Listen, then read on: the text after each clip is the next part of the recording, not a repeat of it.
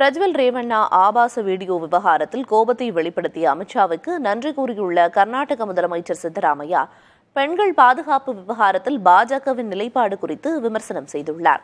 முன்னாள் பிரதமர் தேவகவுடாவின் பேரனும் எம்பியுமான பிரஜ்வல் ரேவண்ணா பல்வேறு பெண்களுடன் இருக்கும் ஆபாச வீடியோ வெளியானது. இந்த விவகாரத்தில் உள்துறை அமைச்சர் அமித்ஷா தனது கண்டனத்தை பதிவு செய்திருந்தார். இதற்கு நன்றி தெரிவித்து தனது எக்ஸ் வலைதளத்தில் பதிவிட்டுள்ள கர்நாடக முதலமைச்சர் சித்தராமையா கடந்த காலங்களில் பெண்களுக்கு எதிரான நிலைப்பாட்டையே பாஜக எடுத்துள்ளதாக விமர்சித்துள்ளார். ஒலிம்பிக் வீராங்கனைகள் பாலியல் துன்புறுத்தல்களுக்கு ஆளானதாக போராடிய போது தங்கள் கட்சியின் எம்பியின் பக்கம் பாஜக நின்றதை மறக்க முடியாது என்று கூறியுள்ள சித்தராமையா, பில்கிஸ் பானு பலாத்கார வழக்கு குற்றவாளிகளை பாஜக அரசு விடுவித்ததையும் அவர்களுக்கு பாஜகவினர் மாலை அணிவித்து வரவேற்றதையும் மறக்க முடியாது என கூறியுள்ளார்.